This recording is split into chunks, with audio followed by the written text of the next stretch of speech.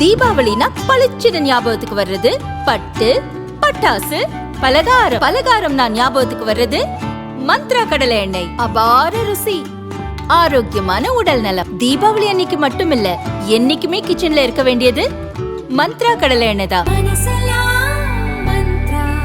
2 spoon போதும். Lion date syrup. இதுல iron, fibre, vitamins, நோய் எதிர்ப்பு சக்தி அதிகமா இருக்கு. Line date syrup. காங்கிரஸ் எந்த கூட்டணியில் இருந்தாலும் அந்த கூட்டணியை தோற்கடிக்க வேண்டும் என்கின்ற எண்ணம். இதை நான் தமிழ்நாட்டில் பார்க்கிறேன். குடும்ப ஆட்சி வேண்டாம், திமுக வேண்டாம். காங்கிரஸ் இருக்கக்கூடிய கூட்டணி தோற்கடிக்கப்பட வேண்டும் என்றால் அவர்களுடைய காங்கிரஸ் டிஎம்கே கூட்டணி தோற்கடிக்கப்பட வேண்டும். மோடிஜி மீது, நல்லாட்சியின் மீது நம்பிக்கை. அது இன்னைக்கு நாம அனைத்து இந்திய அண்ணா திராவிட முன்னேற்ற கழகத்தின் கூட இருக்கிறோம். இதையெல்லாம் பார்க்கும் பொழுது ஒரு வரலாறு காணாத வெற்றி தமிழகத்தில் 2026 தேசிய ஜனநாயக கூட்டணி கிடைக்கிறது. இலங்கை முன்னாள் அமைச்சரும் இலங்கை தொழிலாளர் காங்கிரஸ் கட்சி எம்பியுமான ஜீவன் குமரவேல் தொண்டமானுக்கும் சிவகங்கையைச் சேர்ந்த கல்வியாளர் ராமேஸ்வரன் பிரியா தம்பதியரின் மகள் சீதை ஸ்ரீ நாச்சியாருக்கும் திருப்பத்தூரில் திருமணம் நடைபெற்றது.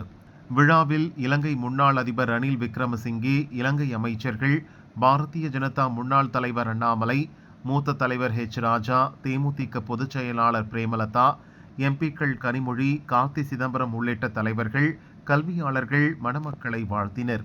அப்போது அண்ணாமலை கூறுகையில், 2026 சட்டசபை தேர்தலில் திமுக காங்கிரஸ் கூட்டணி தோற்கும் என்றார். அதிமுகவிடம் அதிக சீட் கேட்டு பாரதிய ஜனதா நெருக்கடி கொடுக்குமா என்ற கேள்விக்கும் தெளிவாக பதிலளித்தார். மத்திய இலங்கை பகுதியில் நம்மோடு தொப்புள் கொடி உறவாக இருக்கக்கூடிய கடந்த 200 ஆண்டுகளில் இந்த பகுதியிலிருந்து இலங்கைக்கு சென்று அங்கே இருக்கக்கூடிய தமிழர்களுக்கு குரலாக இருக்கக்கூடிய சிலோன் ஒர்க்கர்ஸ் காங்கிரஸ் CWC அதனுடைய தலைவராக இருக்கக்கூடிய செந்தில் தொண்டமான் அவர்கள் நம்மோடு இருக்கின்றார். அவங்க குடும்பத்தில் இலங்கையில் பாராளுமன்ற உறுப்பினராக இன்னைக்கு இருக்கிறாங்க. இதற்கு முன்பு ரணில் விக்ரமசிங்கே அவர்களுடைய கேபினெட்டில் மந்திரியாக இருந்த திரு ஜீவன் தொண்டமான் அவர்கள் இங்கு மாப்பிள்ளையாக அவருடைய திருமண விழா நடந்து கொண்டிருக்கிறது. நம்முடைய சிவகங்கை சீமையில் பொண்ணு எடுத்திருக்கிறாங்க. இதை நான் எதற்கு சந்தோஷமா சொல்றேன்னாங்க, நம்முடைய தொப்புள் கொடி உறவுகளாக இருக்கக்கூடிய இந்த பகுதியினுடைய தமிழ் சொந்தங்கள் 200 ஆண்டுகளாக அங்கே போய் தேயிலை தோட்டத்தில் வேறு பகுதியில் கடுமையாக வேலை செய்து இலங்கையினுடைய வளர்ச்சிக்கு மிக முக்கிய உறுப்பினராக இருக்கிறார். இன்னைக்கு இந்த தொப்புள் கொடி உறவு இன்னும் பலப்படுத்தப்பட்டிருக்கிறது. அந்த பகுதியினுடைய CWC கட்சியினுடைய மிக முக்கிய தலைவராக இருக்கக்கூடியவர், எம்பியா இருக்கக்கூடியவங்க, இதற்கு முன்பு மந்திரியாக இருந்தவங்க இன்னைக்கு சிவகங்கை சீமையில பொண்ணு எடுக்கிறாங்க. அப்படி இருக்கும் பொழுது நம்முடைய தொப்புள் கொடி உறவு இன்னும் வலிமையாக இருக்கிறது. அதற்கு மிகுந்த மகிழ்ச்சி. தலைவர் அவர்களும் கூட இருக்கிறாங்க என்னோடு. அந்த திருமண விழாவிலே பங்கேற்பதற்காக இங்கே வந்திருக்கின்றோம். உங்களுக்கு தெரியும், பாரதிய ஜனதா கட்சிக்கும் CWCக்கும் ஒரு நெருங்கிய தொடர்பு இருக்கு. நம்முடைய பாரதிய ஜனதா கட்சியினுடைய தலைமை அலுவலகத்தில் இங்கு இருக்கக்கூடிய தமிழர்கள் இலங்கைக்கு சென்று 200 ஆண்டுகள் ஆவதை குறிப்பதற்காக ஒரு தபால் தலை அஞ்சல் அட்டை வெளியிட்ட பொழுது அது மிக முக்கிய காரணமாக இருந்த அமர் பிரசாத் ரெட்டி அவங்க அன்னைக்கு பண்ணாங்க. அவர்களும் இருக்கிறாங்க. அதை பெற்றுக்கொள்ள வந்த CWC தலைவர் அன்னைக்கு இருந்தாங்க. நம்முடைய நட்டா ஐயா கையில கொடுத்தாங்க. அதனால் எங்களுடைய உறவு கட்சியின் அடிப்படையிலும் ஒரு பலமான உறவு. ஏன்னா இவங்க அங்கே இந்தியாவிற்காக பேசுறாங்க. இலங்கை கட்சியாக இருந்தும் இலங்கை முதலும் இந்தியா 2 அப்படிங்கிற அடிப்படையில் பேசுறாங்க. வேற எந்த நாட்டுக்கும் அவங்க பேசுறது இல்லை. அதனால் இந்த விழாவிற்கு இன்று அவங்க நண்பனாக, அதே நேரத்தில் பாரதிய ஜனதா கட்சியினுடைய உறுப்பினராக வந்ததிலே மட்டற்ற மகிழ்ச்சி. சிவகங்கை வந்ததில் அதே போல நம்முடைய அண்ணன் ராமேஸ்வரம் அண்ணன் அவர்கள், உங்களுக்கு தெரியும், ரஜினி மன்றத்தில் ஒரு மிகப்பெரிய தலைவராக இருந்து பாரதிய ஜனதா கட்சியில் தன்னை இணைத்துக் கொண்டிருக்கின்றார்கள். அவருடைய குடும்ப விழா இந்த பக்கம் பொண்ணுடைய சைடில் அண்ணனுடைய விழாவிலும் பங்கேற்றது எங்களுக்கு மட்டற்ற மகிழ்ச்சிங்க. செல்வ பெருந்தகை சொல்லியிருக்காரு, இந்த மாதிரி பீகாரில் வந்துட்டு பணம் போட்டதெல்லாம் தமிழர்களோட பணம், ஜனநாயகம் தோத்துருச்சு, தேர்தல் ஆணையம் முறையாக பண்ணலை அப்படின்ற மாதிரி ஒரு குற்றச்சாட்டு வச்சிருக்காரு. இது எப்படிங்க பார்க்குறீங்க? ஆனால் பீகாரை சார்ந்திருக்கக்கூடிய முதலமைச்சர் திரு நிதிஷ்குமார் அவர்கள் பெண்களை முன்னேற்றுவதற்காக, வேலை வாய்ப்பை உருவாக்குவதற்காக ஒரு திட்டத்தை கொண்டு வர்றாங்க. 10,000 ரூபாய் முதல் கட்டமாக கொடுத்துருக்கிறாங்க. தேர்தலுக்கு பிறகு மறுபடியும் கொடுக்க போறாங்க.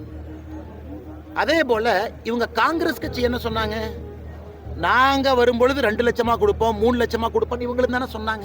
செல்வ பெருந்தகை அவங்களுடைய கட்சி சொல்லவே இல்லையா? அவங்க வாய் மூடிட்டு உட்கார்ந்தாங்களா? மக்கள் 2 பக்கம் கேட்டாங்க. சரி, காங்கிரஸ் கட்சி 2 லட்சம் 3 லட்சம் கொடுக்குறேன்னு சொல்றாங்க. பாரதிய ஜனதா கட்சி JDU கூட்டணி ஆல்ரெடி 10,000 போட்டுட்டாங்க, இன்னும் 1,90,000 போடுவாங்க. இரண்டையும் பாற்று விட்டு மக்கள் முடிவெடுத்திருக்கிறாங்க. அதனால ஜனநாயகத்தை பொறுத்தவரை மக்களுக்கு சாய்ஸ், அவங்க செலக்ட் பண்ணியிருக்கிறாங்க. கிட்டத்தட்ட கடந்த 20 ஆண்டுகளில் 25 ஆண்டுகளில் 20 ஆண்டு முதலமைச்சராக இருந்த நிதிஷ்குமார் அவர்களை நம்பி மறுபடியும் ஆட்சி பொறுப்பை ஒப்படைச்சிருக்கிறாங்க. வரலாறு காணாத தோல்வி காங்கிரஸ் 5 சீட்டு ஜெயிச்சிருக்கிறாங்க. காங்கிரஸ் இது போல ஒரு தோல்வியை சந்தித்ததில்லை. அதனால் தமிழகத்தில் இருக்கக்கூடிய காங்கிரஸ் கட்சிக்கும் அந்த தோல்வி 2026 கிடைக்க இருக்குது. அதனால் அதனுடைய கட்சியினுடைய தலைவர் வயிற்றெரிச்சலில் பேசுவதாகத்தான் நாங்கள் பார்க்கிறோம். பீகார் சட்டமன்ற தேர்தல் முடிவுகளை வந்து எதிர்வரும் தமிழக சட்டமன்ற தேர்தலோடு எப்படி பொருத்தி பார்ப்பீங்க? அண்ணா, மோடி அவர்கள் மீது மோடி அவர்களுக்கான செல்வாக்கு, நல்ல அரசு வேண்டும் என்கின்ற செல்வாக்கு, குடும்ப ஆட்சி வேண்டாம், தேஜஸ்வி யாதவ் வேண்டாம் என்கின்ற மக்களுடைய நிலை, காங்கிரஸ் எந்த கூட்டணியில் இருந்தாலும் அந்த கூட்டணியை தோற்கடிக்க வேண்டும் என்கின்ற எண்ணம், இதை நான் தமிழ்நாட்டில் பார்க்குறேன். குடும்ப ஆட்சி வேண்டாம், திமுக வேண்டாம். காங்கிரஸ் இருக்கக்கூடிய கூட்டணி தோற்கடிக்கப்பட வேண்டும் என்றால் அவர்களுடைய காங்கிரஸ் டிஎம்கே கூட்டணி தோற்கடிக்கப்பட வேண்டும். மோடிஜி மீது, நல்லாட்சியின் மீது நம்பிக்கை, அது இன்னைக்கு நம்ம அனைத்து இந்திய அண்ணா திராவிட முன்னேற்ற கழகத்தின் கூட இருக்கிறோம். இதையெல்லாம் பார்க்கும் பொழுது ஒரு வரலாறு காணாத வெற்றி தமிழகத்தில் 2026 தேசிய ஜனநாயக கூட்டணி கிடைக்கிறது. 2026 கூட்டணி முதல் சதவீதம் அமைப்பாங்க அப்படின்னு சொல்லிட்டு பிரேமலதா விஜயகாந்த் சொல்லியிருக்கிறாங்க. அக்கா சொல்லியிருக்கிறாங்க. என் கட்சியின் சார்பாக தலைவர் இருக்கிறாங்க, நயினார் அண்ணன் இருக்கிறாங்க, தலைவர்கள் இருக்கிறாங்க. இது சம்பந்தமா அவங்க பேசுவாங்க. பிஜேபி பீகார்ல சட்டமன்ற பெரும்பான்மை பெற்றதுனால தமிழ்நாட்டில் நீங்க அதிமுக நிர்பந்திக்கிறது வாய்ப்பு இருக்கா சார்? அதெல்லாம் பேசுவதற்கான காலமும் நேரமும் இது இல்லைங்கன்னா, மரியாதையான கூட்டணி. நிதிஷ்குமார் அவர்கள் எங்களை விட நல்லா புரிஞ்சுக்கங்க, 2020 கம்மியான எம்எல்ஏக்கள் பெற்றிருந்தார்கள். நிதிஷ்குமார் அவங்கள முதலமைச்சராக்கியிருக்கோம். 2025 எங்களை விட கம்மியா சட்டமன்ற உறுப்பினர்கள் நிதிஷ்குமார் அவங்க பெற்றிருக்கிறாங்க. மறுபடியும் முதலமைச்சராக்கியிருக்கிறோம். காரணம் கூட்டணி தர்மம், கொடுத்த வாக்கு, கொடுத்த மரியாதை, ஒன்றாக இருக்கின்றோம். பீகார்ல காங்கிரஸ் எங்கேயாச்சும் ஒரு இடத்துல கூட்டணியிலிருந்து அவங்கள விட கம்மியா வந்த ஒருத்தரை முதலமைச்சர் ஆக்கின வரலாறு காங்கிரஸ் இருக்காங்கன்னா கிடையாது. இப்ப காங்கிரஸ் என்ன ஜனநாயகம் பேசுறாங்க? கொடுத்த வாக்கும் கொடுத்த மரியாதையும் அப்படியே காக்கக்கூடிய ஒரு கூட்டணி தேசிய ஜனநாயக கூட்டணி. 2020 ஒருக்கா பண்ணி தான் நீங்க ஃப்ளூக்குங்கலாம். 2025 இரண்டாவது முறையும் செய்திருக்கின்றோம். 89 எம்எல்ஏ, 85 எம்எல்ஏ நிதிஷ்குமார் அவர்கள். ஏன்னா அவர்கள் தலைமையில் எலெக்ஷனுக்கு போனோம். அதனால் நிச்சயமாக எல்லா கூட்டணியும் பாரதிய ஜனதா கட்சி அப்படித்தான் பார்க்க மாட்டாங்க.